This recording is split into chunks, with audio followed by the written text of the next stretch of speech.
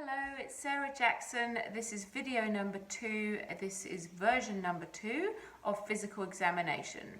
So I'm going to do some additional scenes based on my feedback from video 1. And right now I'm going to talk about the lymph nodes. One of the things that I didn't demonstrate that I will now is also the name of the lymph node and also where at the location.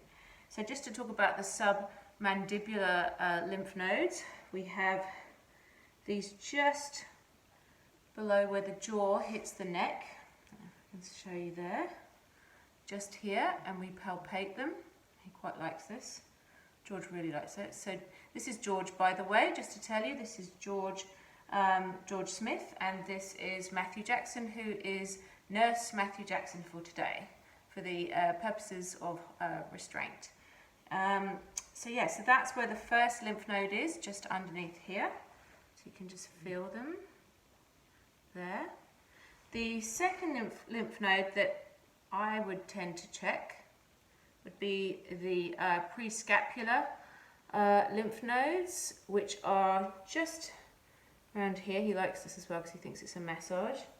Just at the top here where the shoulder blades hit the chest. So that's the prescapular lymph node there at the top there. And there's a couple of them actually at the top there. Hello, it's Sarah Jackson. This is video number 2, version 2, physical assessment. This is George Smith. I'm Sarah Jackson. This is Matthew Jackson, who's Nurse Jackson for today.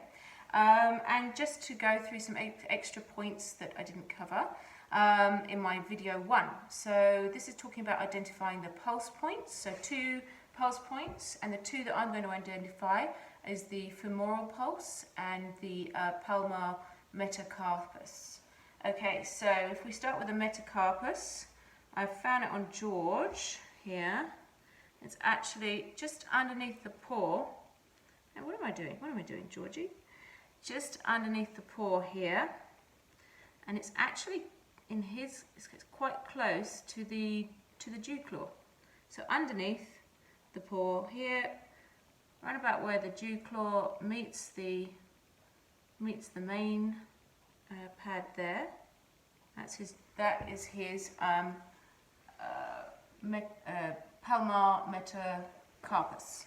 And the main one that I use more often, to be honest, is the femoral pulse, which is just here. So the femoral pulse point, and you just stick your finger, I don't use my thumb, but I use my finger, right in between here, right up here, where the top of his leg hits here. And I quite often use that if a dog is panting quite often, and if they are, if it's very difficult to hear, for example, when sometimes when a patient has had their pre-med, it's difficult to actually hear their heart rate, so we feel for the pulse rate. Also, you can feel for the femoral pulse rate when you're listening to the, when you're auscultating the heart rate, to check that there's no pulse deficit. Hello, Sarah Jackson, video number 2, physical assessment version 2. Just some additional points that I think I missed on version 1. Essentially, it's called the hydration status assessment. So the technical name for this is the skin turgor test. I hope I pronounced that correctly, if it's turgor or turgor. I hope I pronounced it properly. And essentially, if you just move your hand, Matthew, thank you.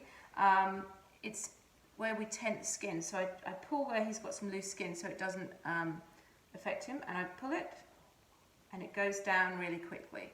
If the skin was to obviously stay up, that means that he's not well hydrated. However, with George, as you can see here, I pinch it and it drops down quickly, which tells me he is really well hydrated. That's obviously in combination with checking his mucous membranes and checking that they're nice and moist and not tacky. So that's in conjunction with that. So again, just to pull it, and it goes down under 1 second. So that's perfect.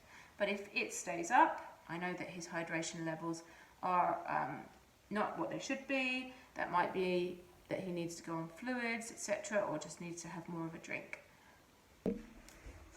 Hello, this is Sarah Jackson, video number 2, version 2. This is George Smith. I'm with Matthew Jackson, Nurse Jackson. Just to go through some discussion points, which I may have missed on my last video, talking about the 4 quadrants that we listen to when we're auscultating the lungs and listening for any abnormalities. Essentially, I'm just going to name these. These are part of my discussion points. So, let's just see. We can just get George around here like this. Thanks, baby. Good boy. Okay, so in terms of the 4 different quadrants, we have the, I'll just do it with my, just so that just to show. Okay, so this is his craniodorsal area of his left lung. This is the cranioventral part of his right lung.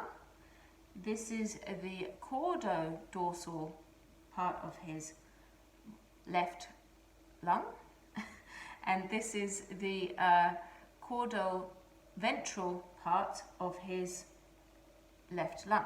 And again, obviously the same 4 sections on the other side, which you can't see me doing, but those are the 4 different areas. So just to show you, 1, 2, 3, 4. This is my pattern that I like to do. 1, 2, 3, 4. Those are the 4 areas that we check of the lungs.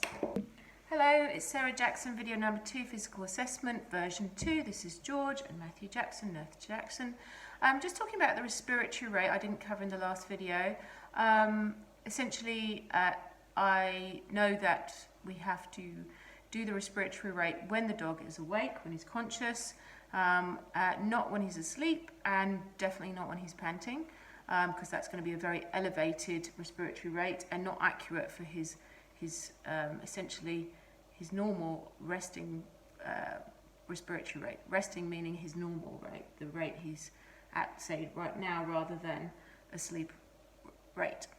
And also, just to clarify, in terms of the beats, I took a pulse rate, talking about the pulse rate, last time, and it was 34 beats per within the 15 seconds, which totals to, that was in 15 seconds, not 10, and that totaled to 136 beats per minute, which is what his pulse rate was.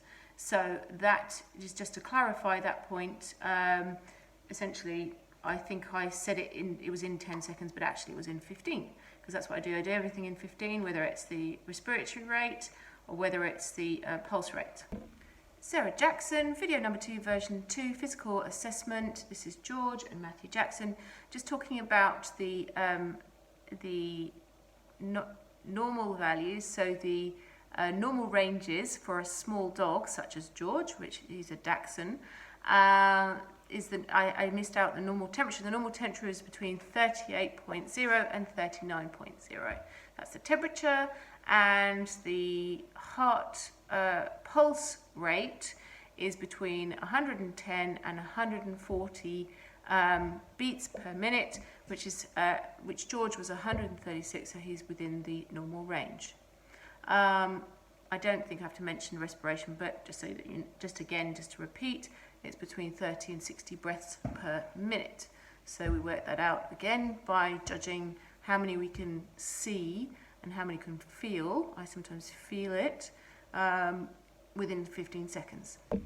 Sarah Jackson, video number 2, physical assessment. This is George and Matthew Jackson, Nurse Jackson over there. Just again, another discussion point. Why do we need to make accurate records? Well, essentially, we have to make accurate medical records, taking temperature, pulse rate, respiratory rate, to see if there's any abnormalities, to see whether the patient is not within normal range. If he's not within normal range, then we cannot go ahead with certain procedures. We certainly couldn't go ahead with an anaesthetic, for example. Also, if he's not within normal ranges for a Vaccination, then if the temperature was elevated, for example, then we know that we can't go ahead.